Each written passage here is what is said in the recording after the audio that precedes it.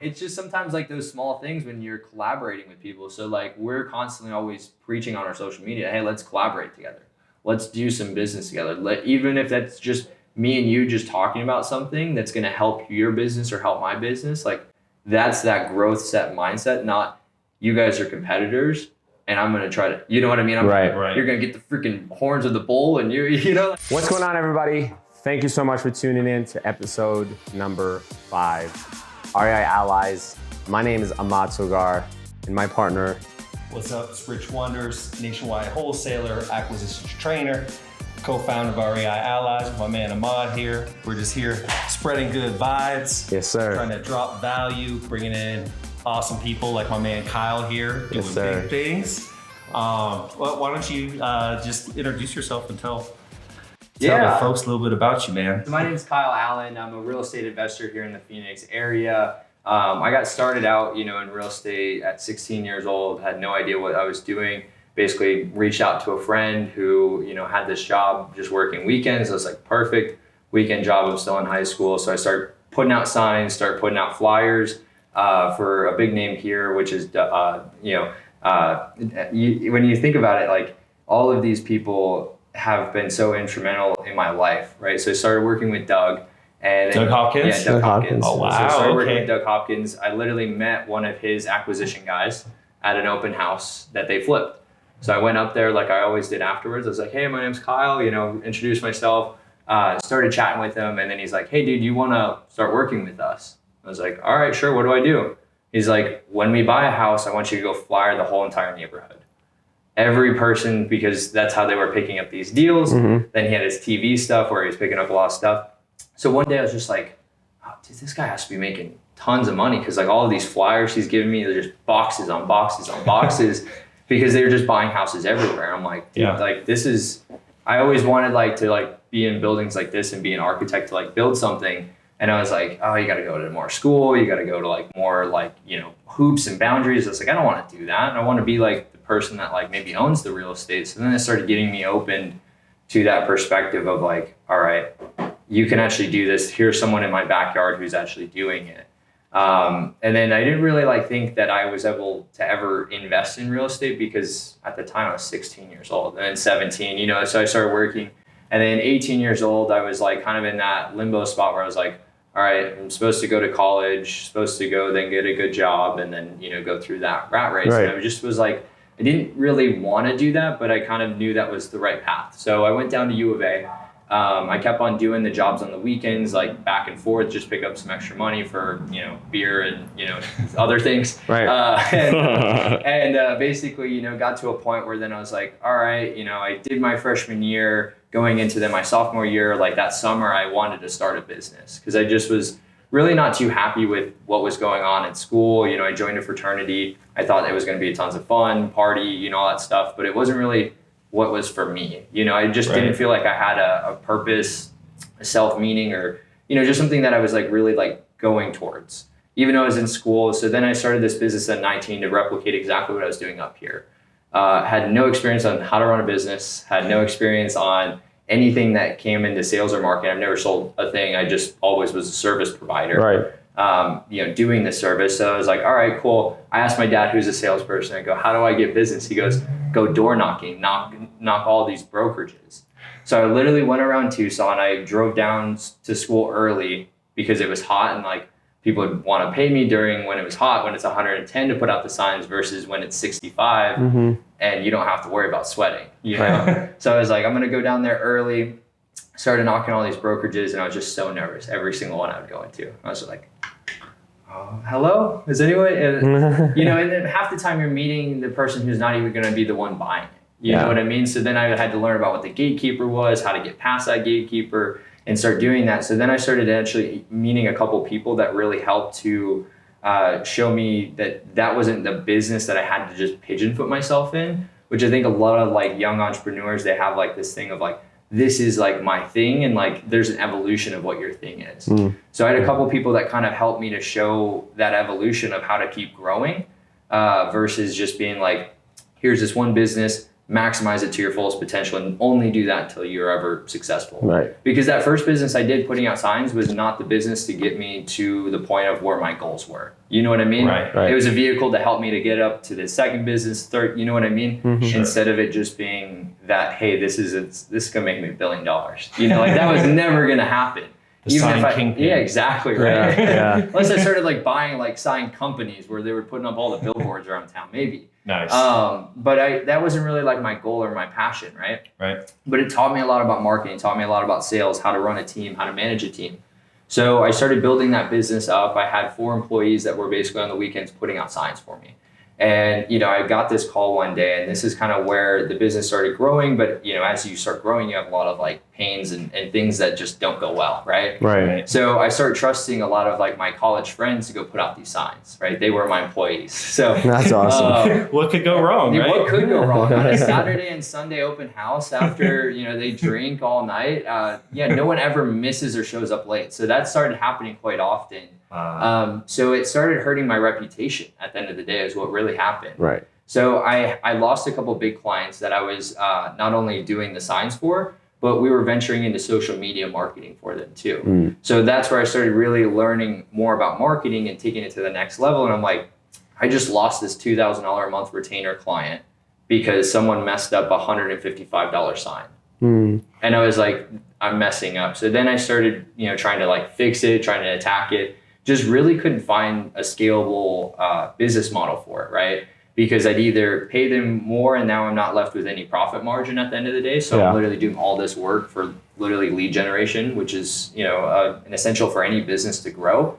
But it wasn't helping to bring that business profitable. So then I got to a point where I was like, all right, it's making good money, but it's not ever going to make me great money. Right. And this marketing business, I was doing it basically on the side to do social media marketing because I'd have a guy like you, right? I'd be like, hey, you know, I'm doing your signs. Be like, hey, you know, here's a couple tips. Here's what I would do on social media. This is how I'm getting business. And then I'd start helping you implement it inside the year and be like, dude, these work, right? And then we'd start helping you get on retainer, all that good stuff. So that helped me to then scale into that next business, which then allowed me to go anywhere. So I didn't have to be in one physical location because I forgot to mention this. I tried to scale it up in Phoenix and Tucson at the same time. So I was doing, you know, both of them at the same time, which was difficult because I couldn't get eyes on all of the jobs. People wouldn't show up. They'd cheat the signs. I'm supposed to put out 25. They put out 15, right? So we started getting called out on some of these things. I'm like, I don't know, right? So like we tried to implement stuff. But long story short, when we started switching more into the digital side, that allowed me to go pretty much anywhere. So I was working nationwide with investors, helping them to grow their businesses. So setting up CRM systems, setting up their websites, Facebook ads, Google AdWords, retargeting ads, doing like, you know, content creation for them, all that good stuff. So it got into a point where then I'm starting to meet all these people that are wholesaling real estate. And they're guys just like me that are young hustlers. And I'm like, gosh, dude, like goes back to like when I was 16 and I'm like, oh, I can never do this. I can never do this. So that limiting belief wasted 6 years essentially of, you know, when I kind of got started to when I was like, all right, cool. Like we can actually like do this. We can actually buy houses. So then I started working with a couple guys that were doing it nationwide, just literally calling their dead leads. Because I was like, I don't know how to close a deal. I know how to close you as a client to be a marketing client, but I have no idea how to buy your house. Right. I was nervous as hell, right? I was like, I don't have $100,000. I don't have $200,000. I don't have $300,000 to promise these people. So like, if this goes wrong, where am I going to get this money? I feel like that's a lot of people that like start wholesaling. I get that question asked all the time. I don't have any money. What if it goes wrong? Like, am I on the hook for this? And it's like, yes, if you do the wrong things in the contract, you know what I mean? Right. Yeah, you're going to be on the hook for that. But if you understand the contracts, you know how to do them, you won't be in jeopardy of losing that money that you put down as earnest money. You won't be in jeopardy of ruining a relationship with the seller because you've had that inspection period. You can go back to them and go, hey, this is where we're at with the situation. So I started working with them, and then I started making, you know, basically these assignment fees from wholesaling real estate in weird little towns all over the place. I know you probably know this. You're like, where the hell is that town at? You know what I mean? So we started doing that in a couple of different places, and then I tried to scale it really fast. This is my problem that I do quite often is I try to scale them, I think maybe a little bit too fast. So I tried to basically, I had a decent social media following. My TikTok was kind of blowing up at the time. So I was just like, all right, let's try to like do this everywhere. So I'll send a deal anywhere in the nation, doesn't matter. I'll try to work it.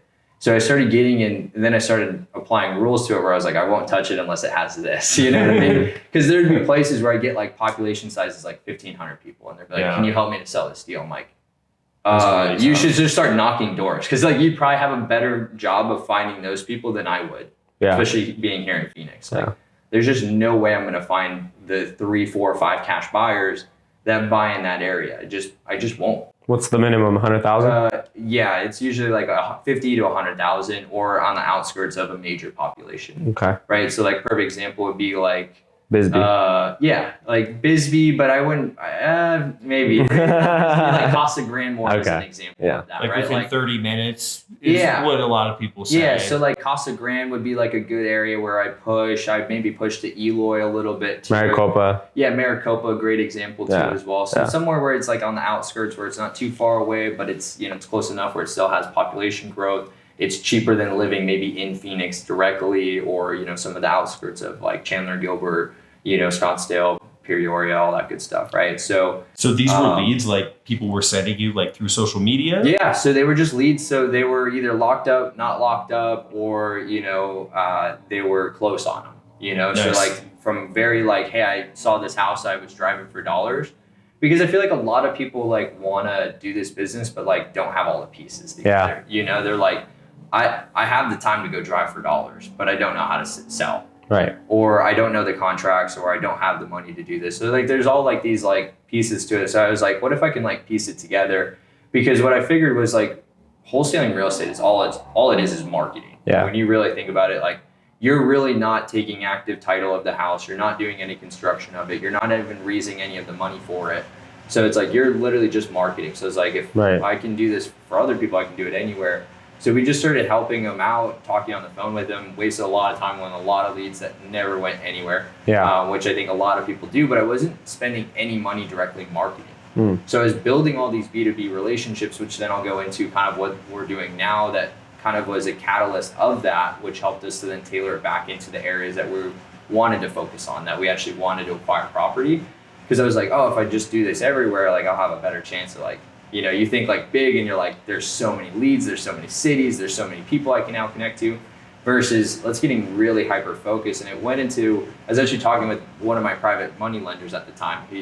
I was sitting down with him and telling him about like the 6 deals we had actively going on. And he's like, break me down how much you're going to make on each deal. I was like, I'm going to make $1,500 here, $3,000 here, $4,000 here. This one's a $10,000 one. I'm like, dude, this one's killer. And then he's like, why are you wasting time like trying to go after these deals that are like $3,000, $5,000? You know what I mean? Like go after deals that you can go make $60,000 on. And at this time, I kind of had some money like saved up from wholesaling and my marketing company and stuff like that. So I was like, let's go flip a house, go make $60,000. And I was like adamant about it. So I was like, all right, we're gonna find something in my backyard that I can go flip, that I feel comfortable about. So I just started literally building connections with so many people here, because I really took my foot off the pedal here at all.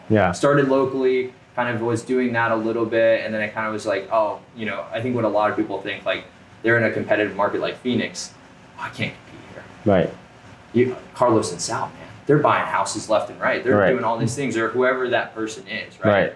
And for Phoenix, there's like fucking 100 of these guys, right? So I'm a small fish, and I'm like, I got to find a flip that makes sense in one of the most competitive markets after COVID that I can actually make a good profit on. So that flip, we made $57,000 on, but I had to commit like $60,000 on that deal, and that was like pretty much emptying my account. Like I was like, this is it. Like this is the one. Yeah, I was like, I'm literally emptying my account to go flip this house.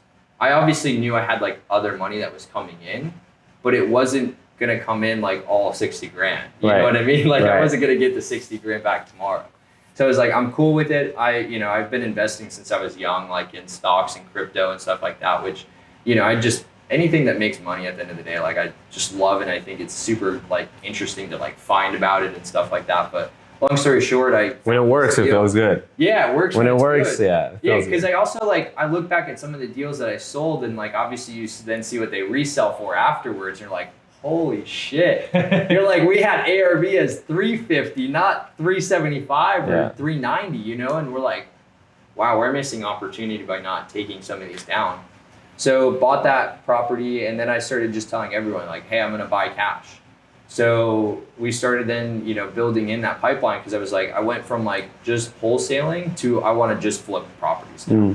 So then I started then getting introduced to people that were teaching me about how to raise private equity, how to actually put these deals together in like a syndication model, where I could sell off equity to you. You just give me the money, I can go find these deals, because I had deal flow coming in. Now it was how do I actually get enough capital to do this? Because I got my own capital out on one.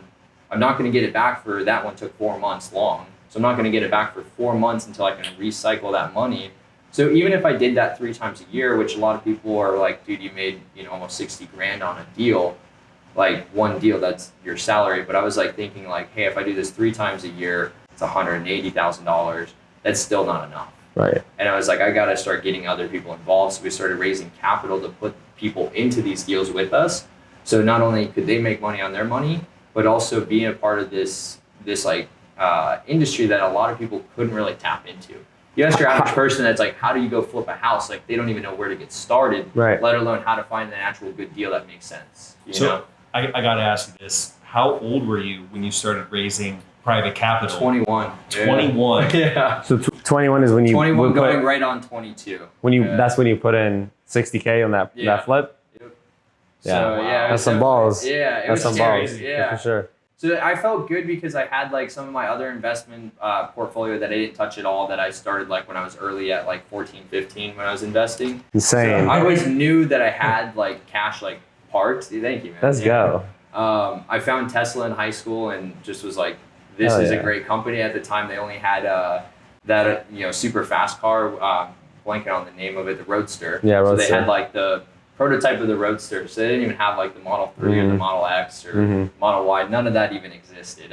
It was all thought on paper of like, hey, like this is gonna be like your Toyota, your type of car. So I had that money like parked in the back of my head, and I was like, worst case, I'm young, I lose all of that money, and like I just restart and I just like continue just grinding on what I'm already doing. So at that time I was like, all right, I go flip, or wholesale a couple more houses. I go sell a couple more marketing clients. I'll get the money back. You know what I mean? So I was like, never like worried that like if it didn't work that I was like completely screwed. But I also was like, this better work. It's like 60 grand is a lot of money. Right. So, but the numbers were there. It made sense. Yeah, the numbers were there, right? Made sense. So, were you thinking you were going to double up like you did, or did you think you were going to make like more than you did, or less? We thought we were going to make less, to be honest. We thought we were only going to make like 40,000 on it when we like all did the calculations on it when I first ran the numbers, and I was like, it's not a bad trade. You know what I mean? I was still happy with it. We sold it for more. My rehab was a little bit more than I was expecting to as well, because I never did construction.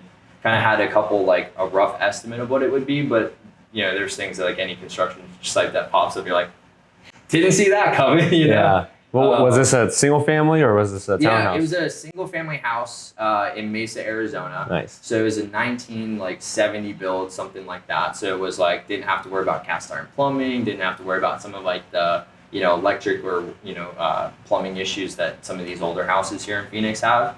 So it was really just a cosmetic interior update. Nice. So we did all the floors, paint, opened up some walls that weren't low bearing, and then basically did the kitchens, bathrooms, and then that was pretty much it. We didn't touch anything on the outside of the house. This was 4 months.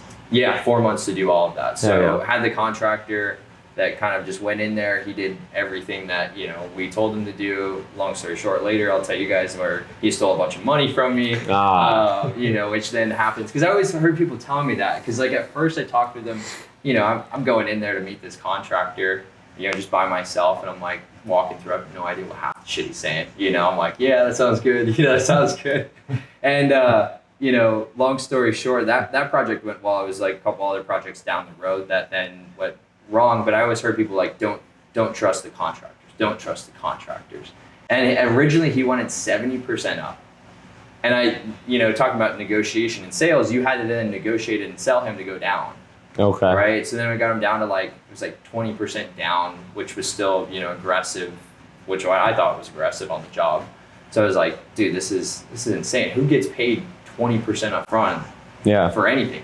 Yeah. Real estate agents don't get paid 20% up. No, wholesalers don't get paid 20% up. Like, why should you get paid it? Right. Yeah. So there's a lot of learning lessons once you actually like start flipping houses too, that like I started learning, and also started to make me a better wholesaler when I'd go find properties for people. Because then I was like, actually, like, because I hear this all the time from wholesalers. Oh, it's 30K rehab. I'm like, no fucking way. It's 45K easily. And that's just saying everything goes right. Right. You know, and like some of these people in today's market, they're trying to skimp on a lot of things, which I've noticed always hurts you on the back end. Yeah. Unless you have just a seller property out the get-go where you can do like that, turnkey option on it, where you just bought it so deep where it doesn't matter, then you can get away with those things. But for most people that are in the marketplace, they just can't. So long story short, started doing that. And then I got a multifamily lead that came into me that was a referral that I was kind of like not really sure what to do. And I kind of just started talking with him, just like trying to figure out, I was like, wholesale this sucker. This is too big. I don't know what the heck I'm doing. And so I got this lead that came in, and I go through like the whole process. I learn about the condition of the property, all their pain points, all the things that they're trying to do, just being a good listener, right? And I then hear like a lot of things, and I'm like hearing all this stuff about like creative finance and all this stuff. Like, cause I had a couple of people I was working for in the marketing field that took me to creative finance seminars. One, I didn't go there because I was trying to learn about creative finance. I was trying to go there to sell, right? So I was like, I'm in a room with, 25, 50, 100 people that are all potential clients of mine. I just happened to then start listening to these things as the presenters were going on. And I was like, dude, this stuff's insane. You buy it with no money down, all this stuff. So then I had this opportunity literally right in front of me, this lead I'm talking to that wants to do creative finance that no one else wants to touch, basically, because of the way that they want to sell it. So they're like, we love the cash flow. We don't want a lowball cash offer, because like I said, an offer where it would be at, they're like disgusted with me. They're like, no way we'd ever sell it for that low. And I'm like, okay, well, there's this other way that I can actually buy your house that you'd probably not be interested at all. And they're like, what is it? And I'm like, well, it's basically you're going to sell it to me over time instead of selling it to me today. So I'm going to make you the bank, right? Because they owned it free and clear. So I'm going to make you the bank. I'm going to create a note that says that I owe you this amount of money. Yeah. And you obviously know that this apartment complex brings you money every single month. So what I'm going to do is I'm going to pay that every single month to you, an installment sale, basically, to then pay you off over time. And then we set up a balloon period because they were older and all that stuff. So they were like, I don't think I'm going to be around in that long. You know what I mean? Like, they literally said that to me, and I'm like, okay, like no worries. Like, what do you guys feel comfortable with, right? So we started talking about it. I originally wanted like 3-5 years, which like, you always try to push for like a longer balloon just in case something happened. Because for all I knew, I could have bought this fourplex and, had this note for $455,000, having no due call in 2 years, and the market has completely crashed. Right. Since then, it's completely gone the opposite way. I've built a ton of equity in it, which is great. But I just started having that conversation with them, right? And that was one of the first deals that I really put a private lender in place, which was actually my dad on it. So I showed him the opportunity. At first, he was so skeptical. He's like, dude, no way. He's like, there's no way that you can actually buy the property that way. And I was like, watch this stuff. I showed him Pace Morby, right? I go, watch this stuff. I go, this guy is talking about it. I go, I've went to these seminars. They talk about this stuff all the time. Like, you can actually do this. He goes, you better hire an attorney. He goes, I was like, all right. So I started talking to attorneys. They had no idea what the fuck they were doing. So then I reached out to a couple of the guys that I went to those seminars with. They gave me contracts and things that their attorneys drafted up. They're like, I don't know if it works out in Arizona, but try it, So brought it to an attorney that kind of understood what was going on. He's like, yeah, everything looks great. Use those documents on it. And then I basically she wanted 20 grand down or so. Or she wanted more than that originally, but I talked her down to about 20 grand because I was like, there was a potential foundation issue that, we didn't really know how much was going to cost. Luckily, it cost nothing, so we didn't have to do that. But each of the units needed like a full update. Like, they haven't been touched since the 70s. So like they were old. So we went in there, completely gutted all of them. They were only getting $500 of rent for a 2-bedroom, 1.5 bath in Mesa. Wow. So like very, very like low, like a third of the difference of what it should be rented for. So I was like, perfect opportunity to increase rents. Even if I just did nothing to it, I probably could have pushed rents to like $1,000 like easily. Yeah. But I was like, let's increase the rents because the goal is to then refinance out. So if we obviously show, hey, we put this much money into it, also depreciate it off our taxes and then sell it for a lot higher once we go to refinance or sell the property. Right? Yep. So we completely renovated all of it. That's where I put in my dad as the private lender. So I get into this deal. I get him to put down the 20 grand and then also the whole renovation budget on it, right? He's built $250,000 worth of equity in that property within a year and a half. Wow. So that's not bad. yeah, just by doing that. Plus that doesn't count what I've built in for equity for myself. That's just for him, right?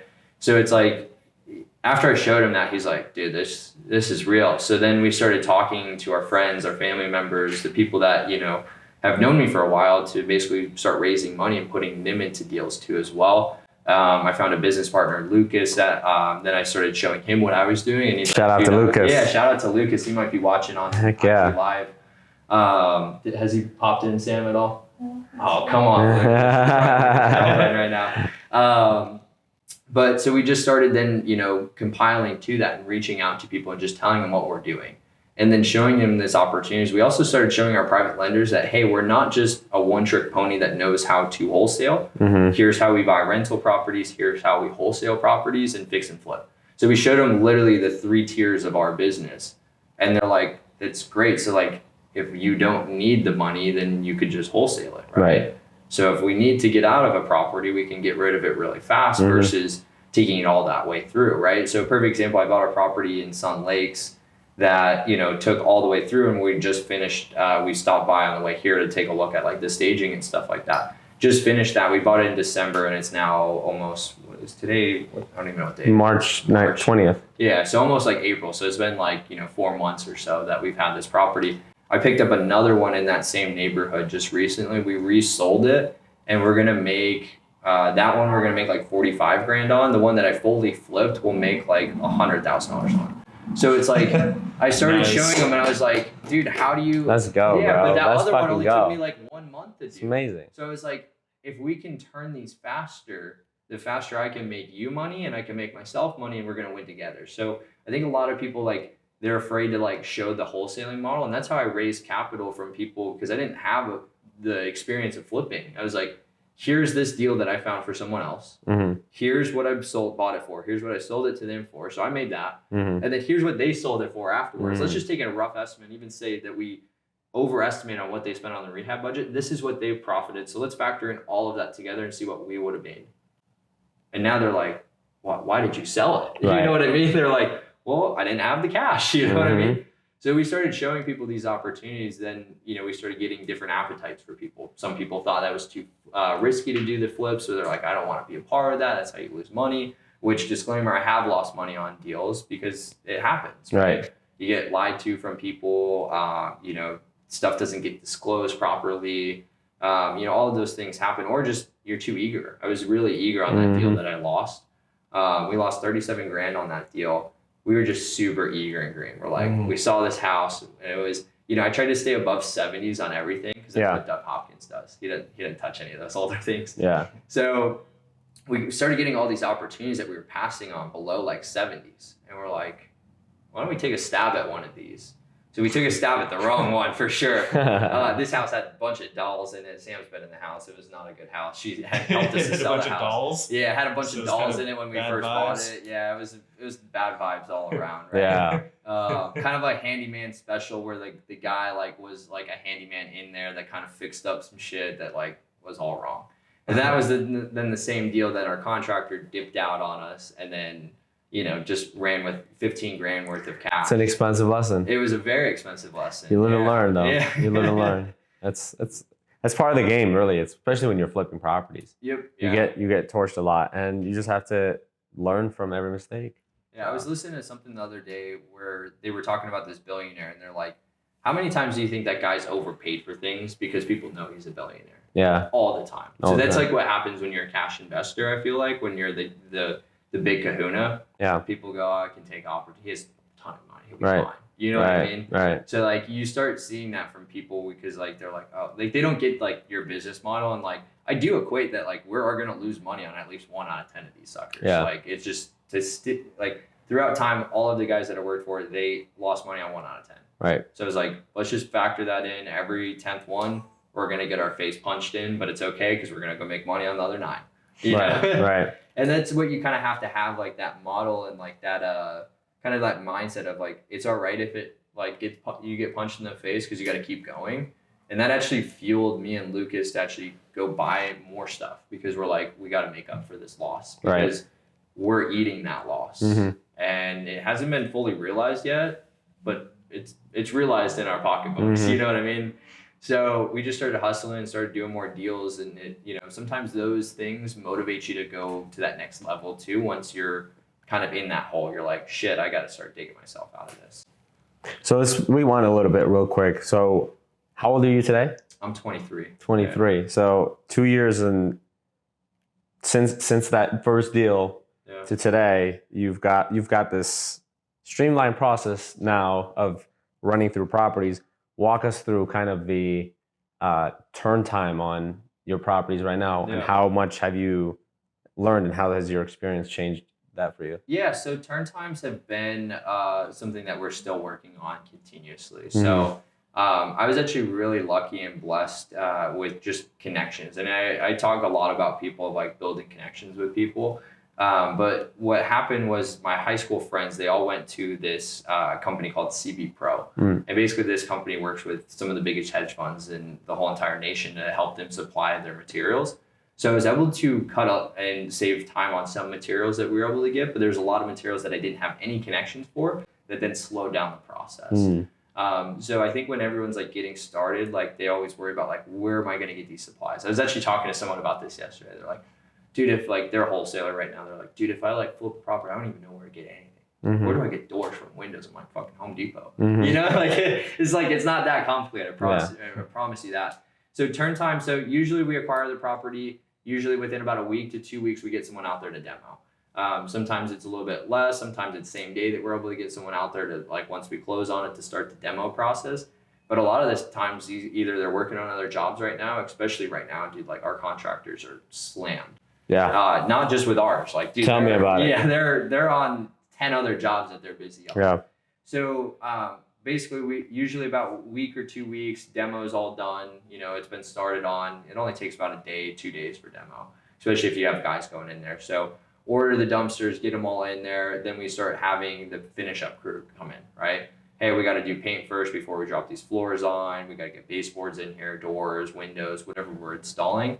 And then, you know, start piecing together the cabinets, the bathroom. So tile usually always goes first on some of these. Right. So do all the tile in the showers. Then, you know, make sure that the kitchen layouts, because cabinets have been delayed, depends on where you're getting your cabinets from, a couple weeks. Same with windows. Windows are a dime a dozen to come by. So we're jumping on some of those things a little bit faster when we know that they're on back order. So that just helps by one, working on more projects, two, making sure you're talking with your vendors to know where things are at. So that way you're not like, oh, we're waiting for doors, and then the doors are 3 weeks out. You know, so be proactive with it. Talk with either the contractor if he's going to be the one buying materials, or go talk with the vendors who are going to be buying materials.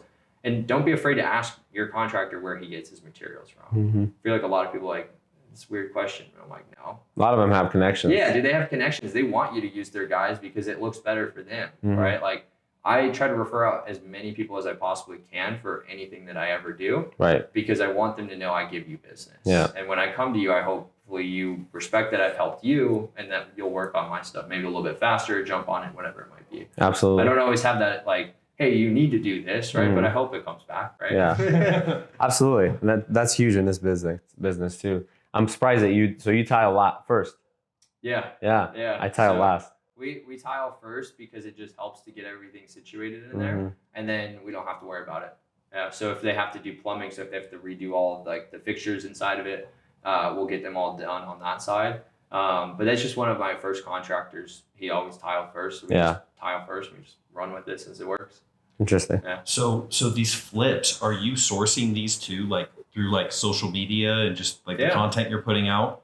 Yeah, so I'm a big component on creating content. I love your content, Thank bro. you, man. Seriously, honestly, like the other day, I was telling you about the one where you said make 3 offers a day. Yeah, and it's like that's absolutely right. The more offers, the more deals, and the more deals, the more pay. I tell people a number, even if it's the most unappetizing number in the world, because I just want to be real with them. I'm like, hey, here's what I pay for it. Yeah. And if it doesn't work, it doesn't work. Like people like think like, because like I'm on the dispo side, I dispo a lot of our properties on the wholesale side because I understand like what cash buyers were willing to pay for, how to negotiate with them, and how to build a good relationship with them too. And a lot of people are afraid of making offers. Yeah. And I'm like, dude, say a number. If it doesn't work, I'm going to tell you it doesn't work. And if it does work, I'll see if we can work something out. Because there's so many, like, I think people are like, oh, like 10 grand. I had this happen to me one time. This person, we had this fat spread on this deal. Like, I'm talking like a 50K spread on a wholesale deal. We had this person that were like, oh, we're like 5 grand off. You think we'll get it? I'm like, I don't know, maybe. You know what I mean? I'm like, yeah, that works. You know what I mean? I'm like, but can I maybe push back a little bit to get them up, right? Yeah. But at the end of the day, if there's not offers that are flowing in, yeah, like you might have a chance at going 5, 10, 15, 20 off. I just did a deal recently where the cash buyer, this is actually a dispo deal that I did, that the cash buyer came back like 60 grand under what I had it at. I then reach out to the wholesaler, go, hey man, like here's what's going on with the situation. They just saw the house, they love it, but they need it at this price. It's way below what I'm, marketing it for and what you're marketing it for. Does that even work? Yeah, we're on our last day in inspection period. That works. We had a massive fee on this one. Let's do it.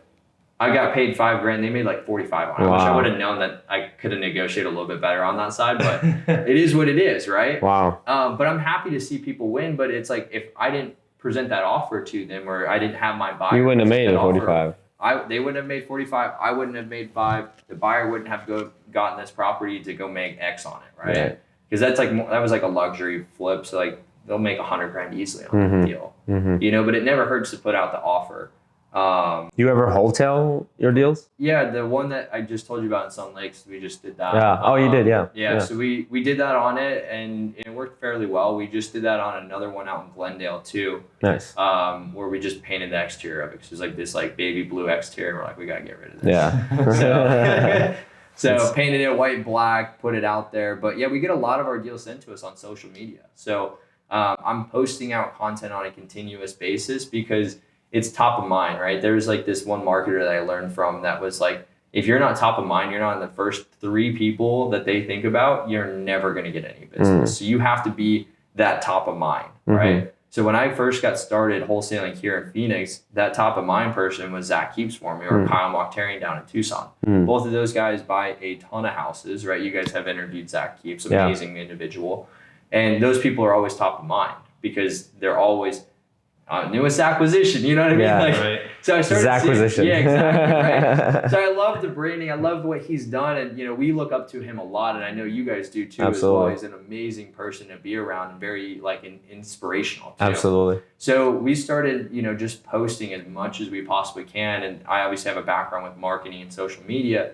So that's where I got a lot of my business from the get-go before I was really pushing it hard because I just wanted people to know, hey, I'm buying houses. I'm buying them for cash. All of the connections that were real estate agents that were just friends of mine and started seeing it. They're like, dude, okay, cool. I got people out of the woodworks that were like, I want to start helping you with sales. I want people that, hey, I found this random house. Here's an address of it. Or, people that, just want to learn about the business. Yeah. And those people that want to learn about the business, ask them if they have money, because if they do have money, hey, here's a way to get on the part of the business, because a lot of people don't have the time. Yeah. I see this time and time again. Hey, dude, I want to get started in real estate, man. Can you help me out? Yeah, that's fine. I will help out anyone. It doesn't matter who you are. I will help you out. But you got to show that you're into it, because if you're not into it, I'm not going to waste my time, because I only got these 24 hours every day.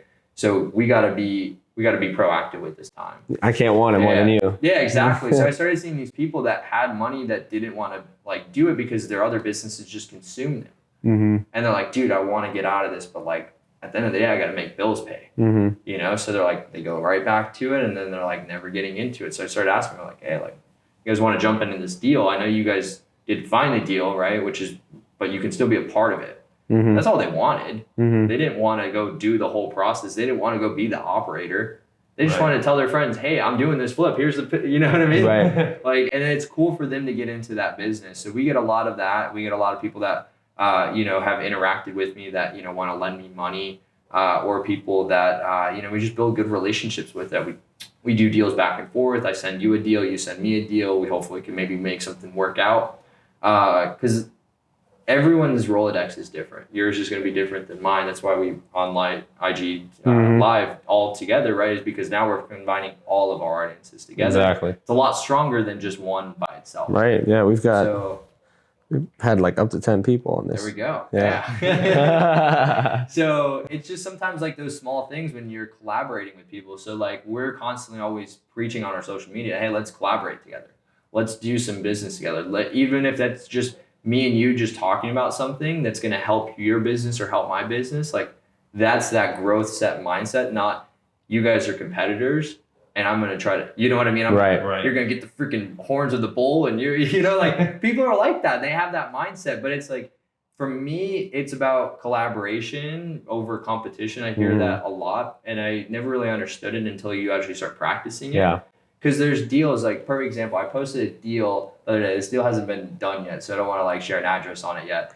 But agent calls one of our acquisition guys up and is like, hey, I got this property. The seller wants to sell it. They want to do cash at like 175. I'm like, anywhere in the Phoenix area for 175. I was like, is this in the ghetto? I'm like, she's like, no, it's like in a decent neighborhood too. So we're like, just a screamer of a deal. I posted a picture on my Instagram of the kitchen, right? And someone comments on it, I'm looking at that deal too, right? His name's Jack, if he's watching, maybe he is. And he's like, I'm like, okay, shit. I'm like thinking in my head, instant go-to competition. Instantly, my head just is trained to go, we got to beat him. And then what I start really thinking about it. And then he like calls me up. I didn't answer it because I was like on another call. I called him back up. And then I started thinking about it differently. I was like, let's just fucking collaborate on this deal together. Like, why are we going to go pay more for this house to go outbid it to where one of us finally just goes, yeah, that's it. It's not worth it. Yeah, it's not worth it anymore. You know, so instead what we did is we collaborated on the deal. We're going to make more money on that deal because we did that versus trying to literally cut each other's throats. And I think that just speaks volume, one, about, you know, who Jack is. He's an amazing person. I don't know if you guys know who he is. Jack Jeffries. No. Jack Jeffries, amazing person. So instead of just trying to go like straight at it of like, let's try to kill each other. Shout out to Jack. Yeah, he's a great guy. We've done plenty of deals, helped each other back and forth, you know, from deals down in Tucson to deals up here in Phoenix. And, you know, at the end of the day, it's just about building that, you know, mindset where it's like, hey, let's just like do this together. We're both going to make money. We're both going to be happy. Because we could both lose it and some third jackass gets in here, you know what I mean? And then ruins it all up, right? That we don't know, that we're not connected with. So let's work on this together and do it. We got it signed up and all that good stuff on that deal. Roughly, I want to say it would be like a $45,000, $50,000 profit and then split 50-50, which is not a bad deal. Nice. I love that, bro. Because you are truly like one of those people that are in Arizona that I see all the time.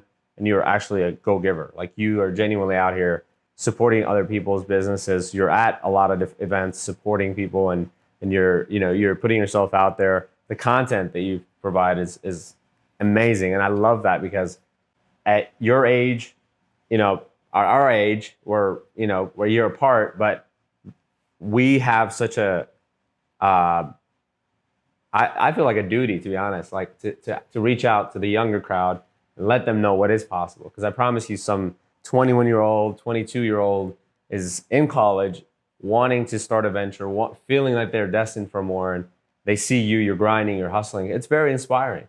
Shit, I see it all the time, bro. I'm like, I swear I'll have like a bad day or some, you know, putting out a bunch of fires. I'll go through Instagram and I see your posts and I'm like, I fucking love that. You know, I love seeing your energy and your enthusiasm of what you do, and it really shows because at the end of the day, I don't think anybody can do what they do without passion. And that's really something that you light up wherever you go. It's the passion, you know, and you're willing to always help and pour into other people. Well, just the other day, you know, we were talking about, I needed a list or a calculator to analyze some multifamily stuff just to see if you had something, and you did, and you shared it with me right away, and I appreciate that. That's love, because I know if something that you needed, you can always reach out, and vice versa. It's not a competition; it's collaboration, and the pie is infinite. This is literally the fundamentals of REI Allies, is because we see so many people that are in the business that don't have a seat at a high table, that want to get into conversations like this. This is what we're all about, and Rich feels the same way. Absolutely. Like, when you share in a deal too, you're opening up like this pipeline of this relationship, right? Yeah. And you said like you've done deals with him after that, right? Yeah, and before it too. Yeah, we'll continue doing deals down the pipeline too, because like it gets to that point where it's just like you don't need, like Templeton Walker talks about this all the time. I know you guys know who that is, and he's a good friend. Great guy. Yeah, amazing guy. You don't need every piece of the pie to do that, and he really kind of like simplified that, because like I feel like people say it in a more complex way, where they're like, dude, just go do this one thing. Yeah. But like the way he talks about it is amazing, and it opened up even my light to start doing it more, because I was like kind of doing it, but I wasn't exploiting it to the fullest that I possibly could because of limiting beliefs in my own self. How do I know I'm going to bring that value to that person? Well, you don't until you try, right? So like I got to try, or else I don't even know if I can do that. I think that sets the foundation for your culture. I think branding, and like the more I think about branding, especially the last few months, as I really think about branding in outside of your website and your logo.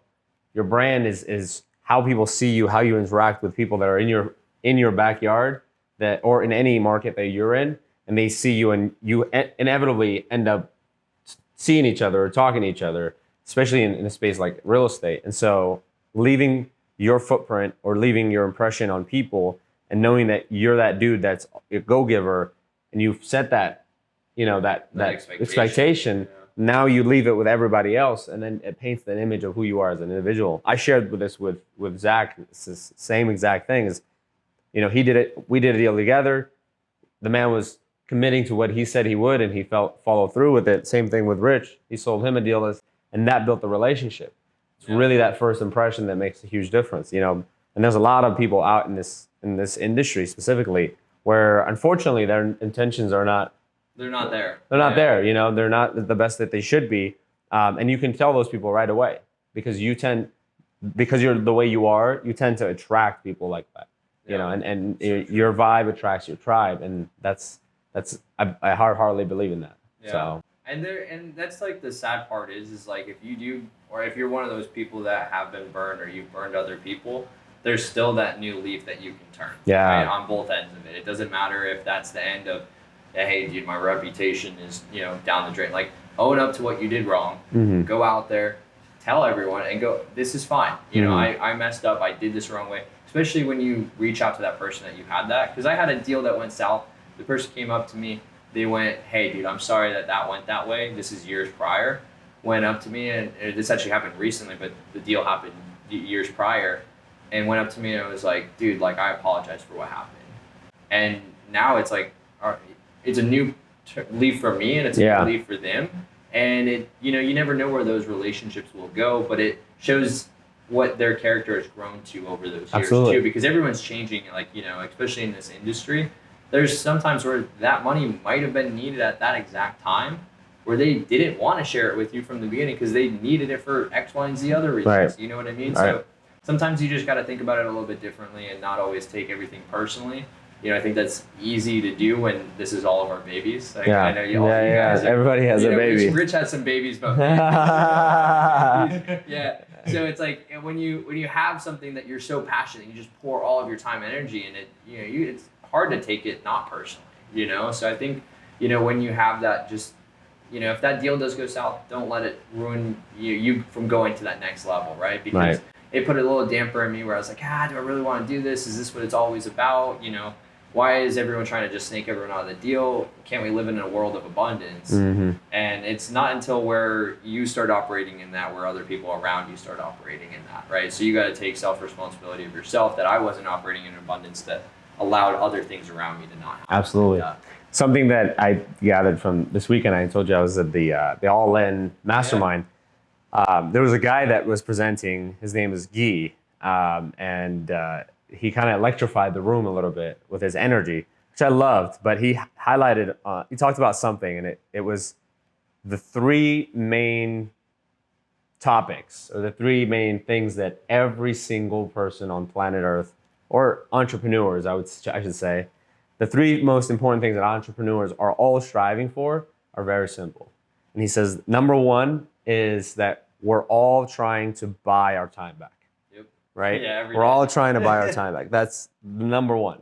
Right? Number two is we're all trying to be the best version of ourselves every single day in some way, shape, or form. Whether it's business, personal life, fitness, or whatever that is. And the last one is we're all looking to impact other people. We're looking to leave a footprint, our legacy, right? We talk about legacy all the time. Leave our footprint on this earth and make it impactful. How many souls are we touching? Look at you. I mean, with your content and with your mentorship and coaching, that you're providing so much value into people's lives that honestly, like, just one person that you impact is a ripple effect, and they're impacting tens and thousands. Yeah. Think about the people that impacted you, right? Yeah. And you're taking those things and you're putting it's an endless cycle. But if we live by those three things and we understand that other people are also trying to achieve the same things, then we can both walk this walk and still benefit and actually come out on top. Because by ourselves we're strong, but in a pack we're powerful. Yeah, and I think that's a very, very powerful theme that I kind of picked up on, especially in real estate, right? In any setting where it's collaboration versus competition, it's huge.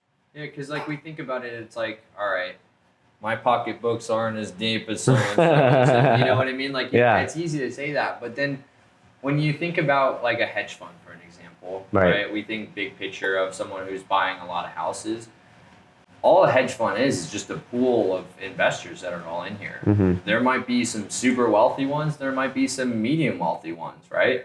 But at the end of the day, it's just a freaking pool of money.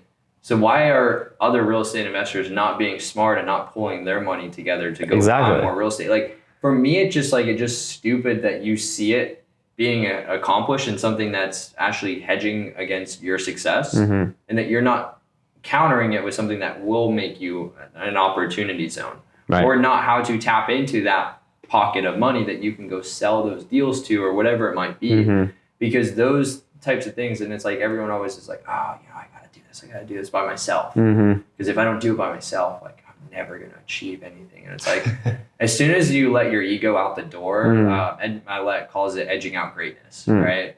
So he's like, every time you have your ego in there, it's edging out your greatness of accomplishing whatever you want to accomplish. Right.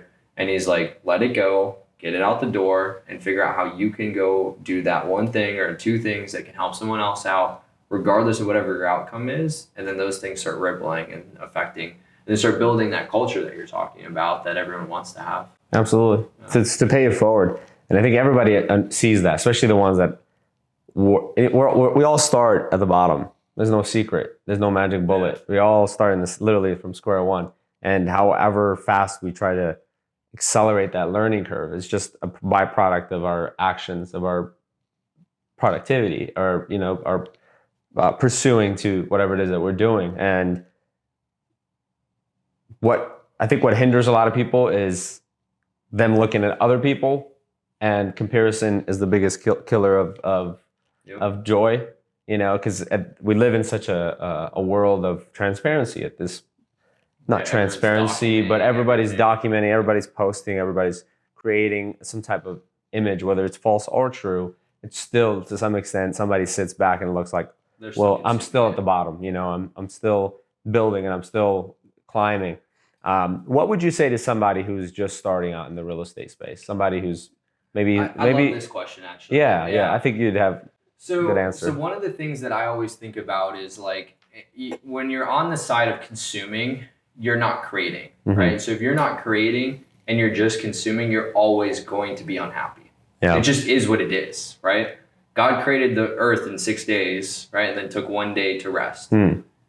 So why are you not creating your earth in those 6 days and then taking the 1 day to maybe rest, consume other content, whatever it might be? A lot of people do it opposite. They do the 6 days of consuming, than one day of building. Yeah. Right. So for those of you guys, use that as like a switch. I don't care if you're not religious or not. I'm really not religious. It's just a saying that everyone knows. Right. So what I like to do, and when I'm telling someone new, it doesn't matter what part of the journey you're in, document what you do know. There's this kid on TikTok. He's no longer really wholesaling anymore. I don't know if you guys have ever seen him. His name's Ethan Connect. No. He has like 100,000 subscribers on TikTok, right? Started literally 0 deals. He literally tells everyone, I have no idea what the hell I'm doing with wholesaling real estate. This is just how much it works, right? I love using him as an example. I've gotten to connect with him a couple times, talk about some stuff.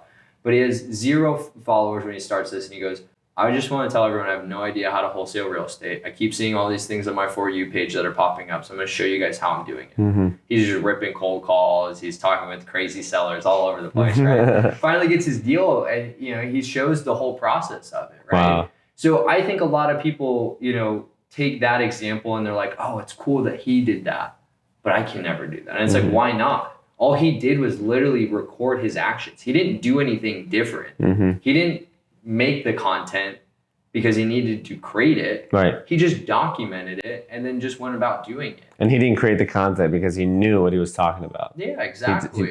Exactly. And then it's showing people what to do, and it's a little bit more like over the shoulder kind of camera versus like, hey, here's like this professional video that, my videographer did, and you can here's a check. Reels, exactly, right? And like, I think it also then pulls to being, authentic with who you are, right? So if you are brand new, tell people that you're brand new. That is probably the biggest leg up that most people don't see is like telling someone, come on, I'm brand new. I'm green as green could be. Can you help me? Because now I know where you're at and I can actually give you guidance or assistance of what will best help you to where you're at versus the person who acts like they have an ego, that they have all of these deals under their belt, that they've never done anything, and they're not willing to accept help. Right. Like, it's like, dude, just go ask for the help. You'll receive it if you do talk about it, and then it'll help you get to that next level. So I think a lot of people just get afraid to ask for help. That intimacy level, they don't feel like they have with someone where they can actually have that question. Yeah. Dude, I'm struggling with this right now. Like, right now, we're struggling with a bandwidth of underwriting enough deals in time to actually send out the offers. Because we just have an inflow and I can't keep catching up, right? Every person I talk to, hey, how do you guys get offers out fast? Yeah. What do you know what I mean? Like, what do you guys, and I'm talking to these people because I know maybe there might be one little thing that I'm able to add into my business that will change it. Doesn't matter how many deals you're doing or that person's doing, they might have one little thing that helps them to do it a little bit faster, and that's all I need. I was listening to a podcast with Grant Cardone. He goes, every time I open a book, I'm looking for $1 million. Every time. What's the one thing I can grab and pull out $1 million out of it? That's worth the $30 or wherever we paid for it. So like, if you're new, don't be afraid to just go ask other people and go collaborate with more people. I started hitting up as many people as I possibly could when I was brand new because I knew it would help me to learn it faster, get connected with it. And some of these people I had previous relationships, but a lot of them I didn't.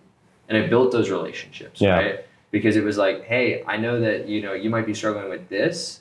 Here's how I can exchange value for them. So I never went in there of like, hey, just let me extract from you, Rich. Let me just take everything that you have, right? Yeah. It was always, how can I help you with something that I maybe think I'm good at? And if you think that you suck at everything, go find something that you're good at. Yeah. I promise you you're good at one thing. Yeah. Even if that's just communicating with people. Maybe you're just a good talker, right? So go figure out how you can give that one piece of value to someone else. And in return, they'll exchange value with you. You don't even have to ask them. They'll just do it. Right. Like, a lot of people think they're like having to pull teeth.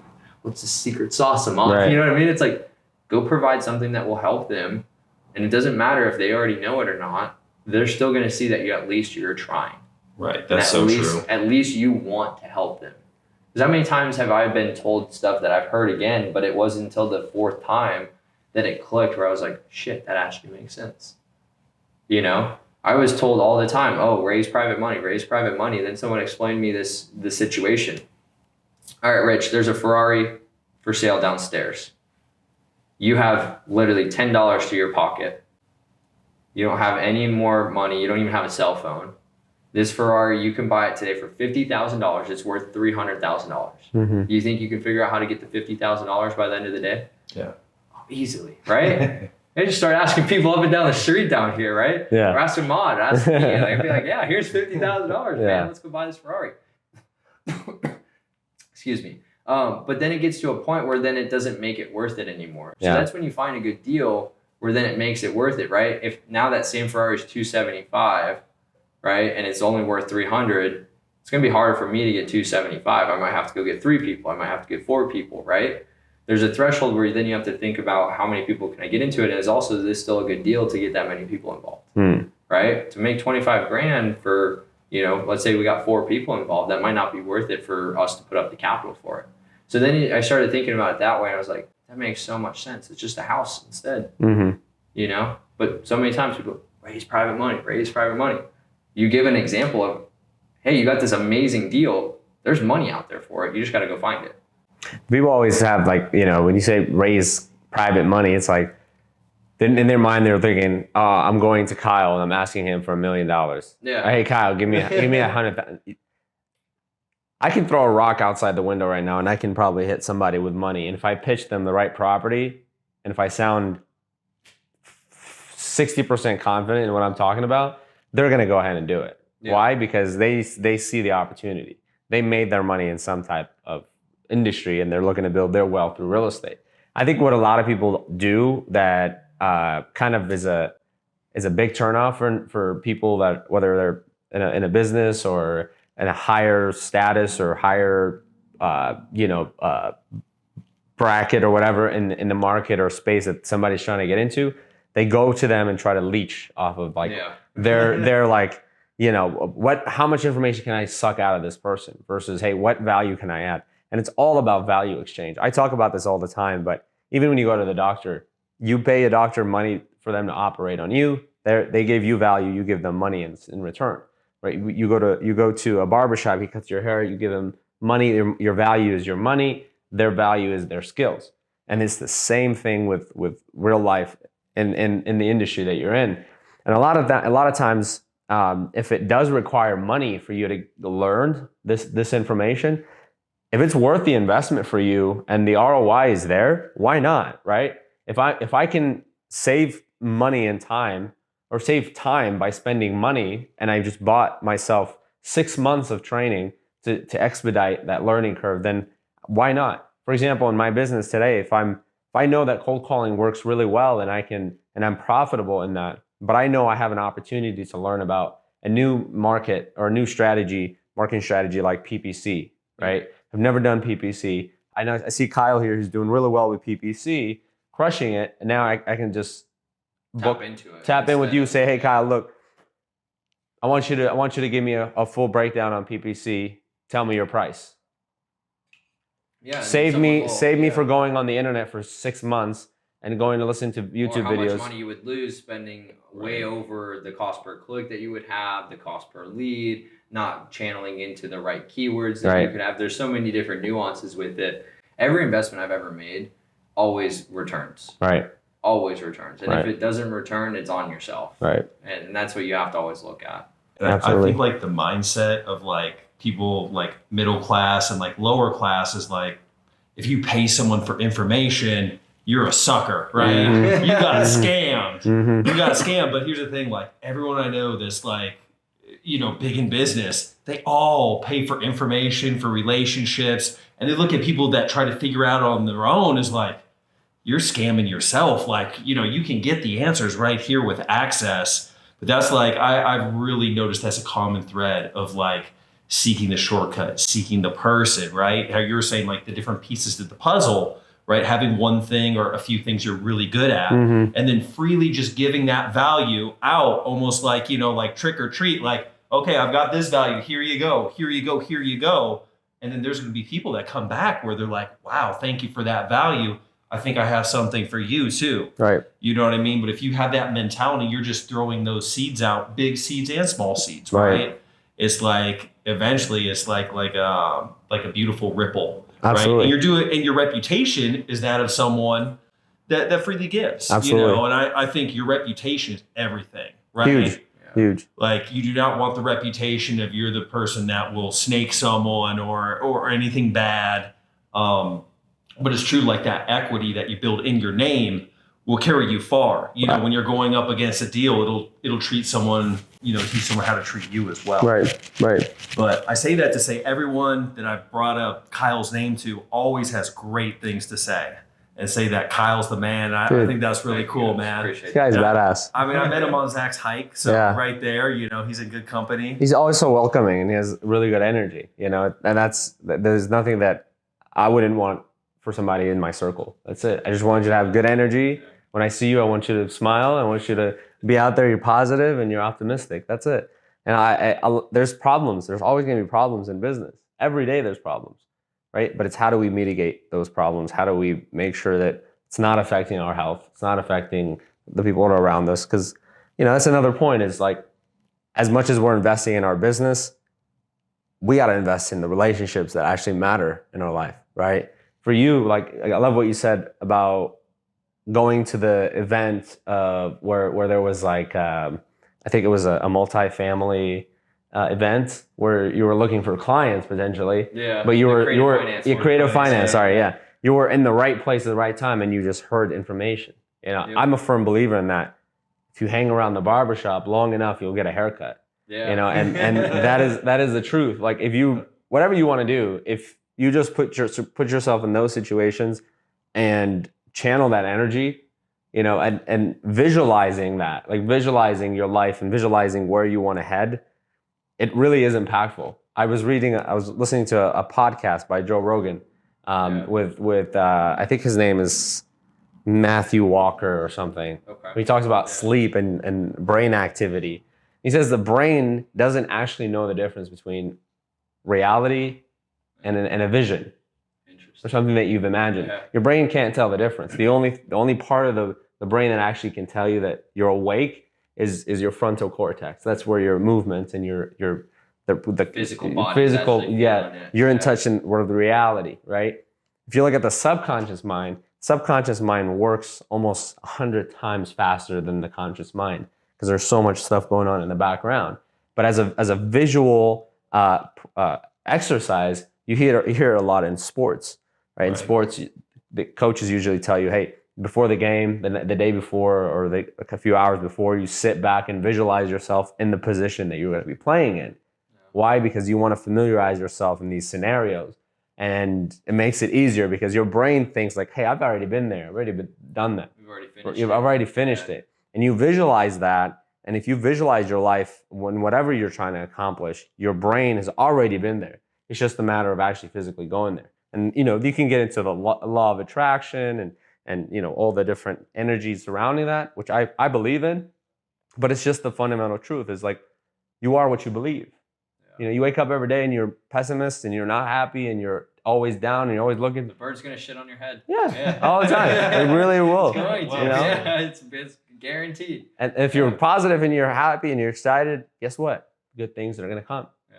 And that bird flies you away. Then. Yeah, absolutely. And the point about buying the time back, right? Look at LeBron James. LeBron James spends $1 million on himself every year.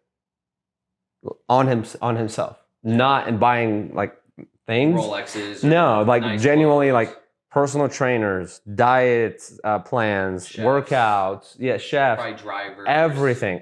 Just to make sure that he's in the best shape to perform in his field. Right? $1 million. To us that sounds like a lot of money, but to him it's not. It's worth the investment. Because he is the investment. He is the asset. He doesn't go make $50 million or whatever he's making now. I don't even know. It's probably something. A lot. Yeah.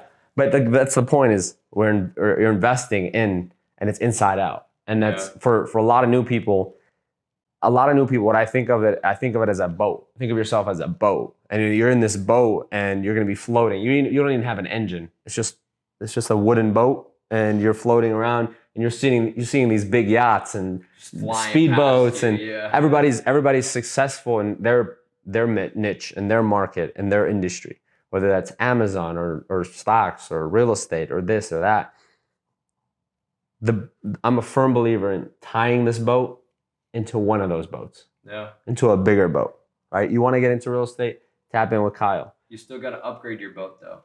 Exactly. Yeah, you got to. As you gain momentum. You can go build that boat a little bit faster, because if you're going fast on that rickety old boat, Yep. you gotta make sure that you're building that support system up. Exactly. That way no water pops in and starts sinking you because you're going too fast. You're getting dragged behind the big boat upside down. Yeah, exactly. Somebody just told me that actually about like analyzing. You know, we were talking about you get into this analysis paralysis phase. He's like, hey, you can't ever tell if a boat has a hole in it unless you put it in the water. Yeah. So until you put the whole boat in the water, then you'll see where the holes are at. So I love that. Yeah. Stop worrying about, oh, I'm gonna get sued. Oh, this is gonna the worst thing that can happen is somebody that tells you to fuck off.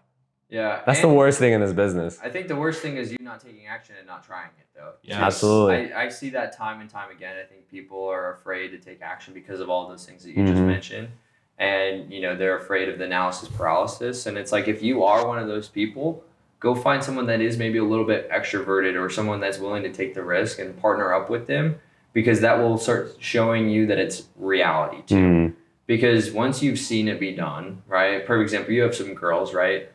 Do any of them ride a bike yet? Yeah. I know it's a random question. Yeah. So, it's not staged. So when one of them saw them ride the other bike, how much more implored was the little one to ride her bike next? Absolutely. Yeah. 100%. She saw big sis rode the bike. Why can't I? Right. I grew up with an older brother and younger brother. And it was like anything that my older brother did, I then wanted to do. And then my younger brother wanted to do. Even though he was a lot younger, he still figured out how to do that thing that my older brother was doing. That's awesome. It was like there was no time gap. It was because it's physically he saw it happen. It was like, why can't I do that? And I feel like a lot of people like lose that inner kid in them where they're like, dude, the world is our oyster. Whatever we want to try, go try it. Like we were at one of my brother's parties yesterday. He turned 26 yesterday. And nice. Happy birthday to him. Yeah, thank you. Yeah, I'll make sure to mention that. Maybe he's watching. What's his name? Yeah, Sean. Sean. Happy birthday, my guy. So long story short, there's these little kids, but like the kid like falls up, keeps getting back up, keeps getting back up. Doesn't matter if he hits his head, still wants to get back up. Why? Because he wants to get walking. He sees other people walking around him all day long. And it's like, why can't I walk? My legs are not strong enough. So he's building that muscle. And I think a lot of people don't build that muscle in their business. They don't build that muscle with their personal fitness, their mental fitness. And then they just start letting these things start deteriorating. Then they go separate themselves and, you know, go put themselves in an isolated zone. Oh, I can't do this. Go be around other people that are doing it, and it'll show you how much easier it is.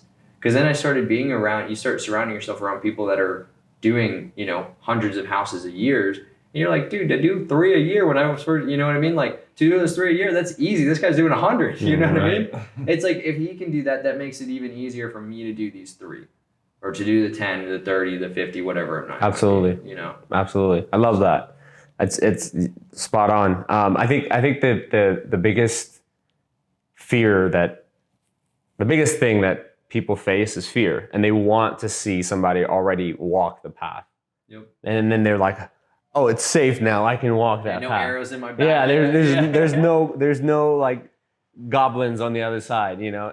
And that's if you were the first person to skydive, then it would have been like if I told you, hey, let's go skydiving, but nobody's ever done this before, we're just gonna figure it out, right? Yeah. It would be like, what the fuck? That's well, you want to jump out of a plane? Why? The plane's perfectly fine. Right, and it's crazy, but again, there's a thin line between genius and insanity, you know. And when you're walking this path of entrepreneurship, you will get that feeling at some point or another. And if you're not faced with those decisions, those uncomfortable situations as an entrepreneur, then you have to realize that this may not be, this may not be easy. It never is. And I don't know who says that it is, but being an entrepreneur, like they say, I quit my 9 to 5 to become a business owner. Now I work all the time. It's like I work, 24/7 instead of 9 to 5. But being an entrepreneur, there's a lot of emotional roller coasters that you go through. What helps you stay calm and ready to face what the day brings every day? Like, what's something that Kyle does that helps him channel his energy? Yeah, a perfect example. I'm in the purchase and acquisition of a 9-unit actually downtown Phoenix. Nice. This is the largest property that I've ever bought before. For some people watching, 9 units might be like, dude, that's chump change. We buy 100 units. Let's whatever, go, bro. right? Come on. But that for me was a very like stressful situation. We had to put $25K non-refundable down on the deal. Right there. I'm like, shit, we lose this money. Like that's a decent chunk of change just gone. Right. If we can't raise the cash for it, we can't get the loan for it, all this stuff. But what really helps me out is being around people, you know, Sam that's sitting over here, I mean, she helps me out dramatically. I mean, calm me down, keep me elevated. So being around people that, you know, can help you to ground to, you know, that also believe in you too. So like she believes in me probably more than anyone else that I know. That's awesome. And having that person is super good. But before I had Sam, because I didn't have her, I went through all these roller coasters. You know, I really focused on, you know, what I was doing every single day and having control on some of those things. So perfect example, I'd wake up, I made sure I made my bed, I made sure I drank some water, and I went to the gym. Those were my 3 non-negotiables. If I didn't do one of those, my day did go to shit. Or I did feel stressed out, I feel anxiety. Or what I would do is I'd write down 3 things that I was really like, hey, I want these things to be accomplished and tackled and go after those. When I feel like I have 10,000 things to do, let's just try to target the 3 biggest things, because it's easy to just go through your inbox and just keep looking through the emails or going through your text message and just typing back to everyone. But are those the most productive things that are actually helping you to grow your business, to reduce your stress, right? I think with some people that are like, oh, you know, like I can get into this space of where it's nice, but that really allows me to understand that I'm in control of my day and my life by having those core values that I like. I'm set on those. Like those are not a non-negotiable. Those are things that I need to do in order to feel in control of my life, right? So that's what kind of helped me out to do stuff like that. And then also just understanding like not everything's going to happen today. Like, you know, one of the goals that I have is to have $1 billion worth of assets under management. Every time I say that, it's a hard pill to swallow, right? But the more I say it, the easier it is to swallow. It doesn't sound as much. It sounds like it's normal to talk about, right? But when I first said it, I was like, oh my God, I don't even have, you know, I had this goal before I even owned one house, right? And I was like, I want to have $1 billion of assets under management. Well, that started just from getting a little bit more, a little bit more, a little bit more. And it still feels like a big pill to swallow, but I know the more I keep saying it, the more I keep taking action on it, the better it's going to get, the easier it's going to get. Same thing with, you know, I tell myself, I buy one house a day, I sell one house a day, and I raise $100,000 worth of private equity. Those are things that I have focused because those are my 3 main important goals that I focus every single day on. That's awesome. Because if I'm not doing one of those, my business is not running right, I'm not making money, I'm not helping other people to make money, and that is letting me down. And also having something that's bigger than yourself too. So we got together with Zach, and we kind of were at a phase where we felt a little bit burnt out. Yeah. We just started talking with him. We actually just did a deal with him right before we kind of felt burnt. We just asked him some questions. We're like, dude, you know, like we have some good momentum, but we're just feeling burnt. And he's like, why are you guys feeling burnt? And we're like, I don't know, man. We're just like working a bunch of hours, you know, like we're just talking about everything. He goes, you guys not have a purpose, a passion of like something that's like bigger than what you guys are doing and just making a ton of money? Because like it's cool that you guys are making good money, but like what's the purpose of it? Like what's, you know, why? Yeah, what's the why? So we came up together with what our why was, which was for Lucas, it's to provide clean water for people. For me, it's to provide food for people that don't have food. So the combination of them are essentially a necessity for everything. Then the third one's going to be housing for people, to provide housing for them, which I'm passionate about that 9-unit because it actually does provide 9 units for people for housing, affordable housing in downtown Phoenix. Love that. That we have a government contract on, and it's like, so we started finding these bigger visions, and it also started to attracting us to it. So having that, then that started making me focus of how many people can I get clean water to? How many people can I feed? How many people can I shelter, right? Because when I had a first goal, first business, I started with the signs. I wanted to hire homeless people I was going to buy a truck, I was going to have homeless people drive around that truck, and I was going to employ them to do this for me.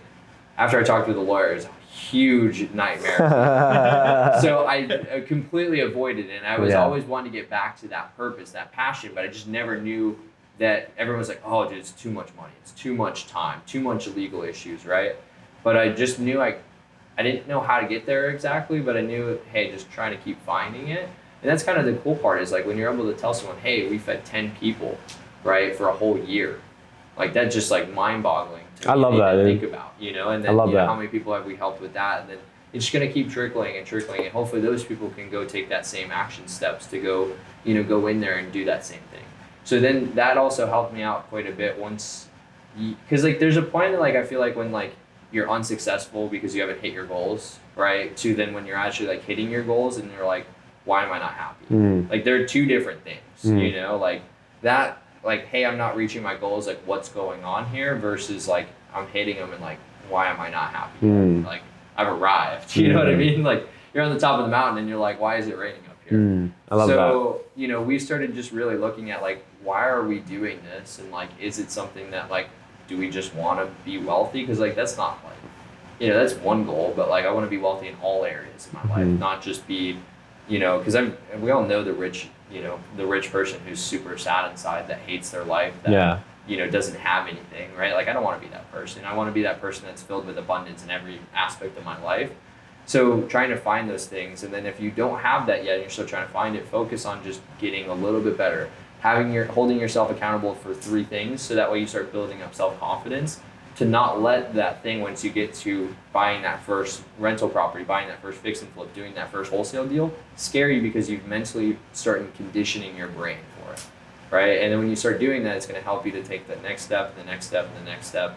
And then eventually maybe you'll end up in a point where I felt burnt out and I didn't want to do it, or I didn't want to work anymore, or just like didn't have any motivation. I was like, I just want to go get high and just go freaking chill out, right? Like I knew that wasn't going to help me to exceed what my goals were, but I knew I had to push myself a little bit more. And the more I pushed myself, the better I felt. And then also just being around like-minded people, to be, you know, able to have a conversation with you guys and other people that, you know, I've been able to meet and network with, where they maybe have the same issues, they have the same problems, where you can actually talk about them. Because when you talk about stuff, it allows you to figure out that shit. Yeah. And, you know, I think a lot of people are just afraid to talk. Yeah. And the more you talk about it, the easier it is. Right. And we all have these problems and these struggles. And when you hear other people talk about them and be open, because everybody wants to show the successes, right? But I think a lot of things that stop people from documenting their journey is they're afraid to show the journey, because we're not sure if the end is going to turn out right, and we don't want to be embarrassed, right? But I think that's also what people love, is when you take that risk of just putting yourself out there like that. And you're so right with being around like-minded people and people that inspire you and people that show you it's possible. Like, even, dude, seeing you're like at your age making these big power plays, the people in their 30s and 40s are like, absolutely, I'm not ready for this yet. Like, maybe down the road, but it's like, yeah, I see your stories inspiring the younger people, but also showing the older people, like, it's not about age, it's not about experience. You know, you were putting door hangers on. Yeah. Then you graduated, putting signs in the ground. And then, you know what I mean? Exactly, yeah. And you just kept seeing, and to have the guts to like work with your friends and family, like, boy, Thanksgiving was going to be really awkward. Like, passing the mashed potatoes, like, you know what I mean? Give me my $100,000 back. But hats off to you, man. Like, you were just like, seriously driven from a young age. Like, I think it's great, man. It's very inspiring, your story. And like that day you took me after Zach's hike, we went and met up at Starbucks. He spent like an hour just like helping me, like asked me about my business. How could he possibly help? And I think that's just like the type of guy that you are. You know what I mean? I think that's just so cool. And I'm happy to see how successful everything's working out for you. Like, I feel like it's like well deserved. You know absolutely. what I mean? So I appreciate hats off that. to you, brother. I agree 100%, dude. Me and Kyle met. Was it like we met at the a year ago, 2 years ago? Yeah, it was about a year ago. A year ago, yeah. We met at the Cody Sperber Avengers Mastermind, and it was Alan that introduced and us, you and introduced, and then we met at Starbucks too, and got to chop it up some more. And you were up to big things then, and you know, it's from back then it was 4 units, now it's 9 units. That's incredible, bro. Yeah, honestly, I'm little by little. Yeah. I'm inspired, bro, and that's huge, because you deserve that shit, bro. You really do. You really, just the things that you do and the energy that you put out into the world, I can see it being reciprocated back to you, and I wish you more of that until you can't handle anymore. And it really comes down to the people that are in my life and that are really helping me to accomplish a lot of these things. You know, I'm very out there and like I want to be like the spokesperson or whatever you want to call it, right? To bring in and attract the tribe. Yeah. But like, to be honest, none of this would be possible with everyone that's, you know, a part of our team that helps out with the day-to-day stuff. I mean, I'd lose half my mind if I had to do everything. Absolutely. You know, so I mean, there's a lot of people that have helped out to, you know, they're really good at X and we have them in X. And that's where I've noticed it's about who's inside of my life and how can I help them out versus just like, how do I just dominate everything and just like try to do it all, right? Like having like that. Because like there's times where, you know, Sam helps me out with design or, you know, my mom helps me out with design too, that I like try to throw my things in there, like just stay, you know, just stay in your lane over Let the girls handle. You know? Yeah, exactly. Or even just like, you know, stuff where it's like, you know, Lucas is our main acquisitions guy, right? So like, you know, I can't be trying to overlook every deal that he's trying to do, right? Because like that's taken away from, you know, what he's good at doing. Absolutely. And I need to make sure I'm focused on what I'm good at. So it's like just trying to find those little pieces. But, you know, I really appreciate you guys for everything that you guys have helped me with. And, you know, just having that relationship with you guys, I mean, it's priceless at the end of the day. So, absolutely, bro. You know, I'm excited for what you guys are building and everything like that too. It's going to be exciting to see us both grow together and just keep crushing it. So thank you for supporting it, man. Yeah, and thank you for taking the time to hop on this podcast. And I think it's, you know, it's a blessing for us to sit here and not even like, we don't pre-script any of this, you know, it's literally just normal conversation. I was like, yo, what's up, guys? Yeah, that's what it's all about. And you know, as we grow and as we, you know, expand and tap into more different businesses and different energies and different characters, I think it's amazing for us to learn about because, you know, we see you hustling, we see the Kyle that's putting out the content and doing all that, but getting to know you off camera and off everything else outside of work, you're just the same guy. And that's what I love is you give that authentic self all the time. And I appreciate that. Someone asked me that question, like this is years ago. They're like, dude, you're like the same guy like off camera. I'm like, am I supposed to be different? I'm like, am I supposed to be like a different person? I was like so confused by the question at first when they said to me, I was like,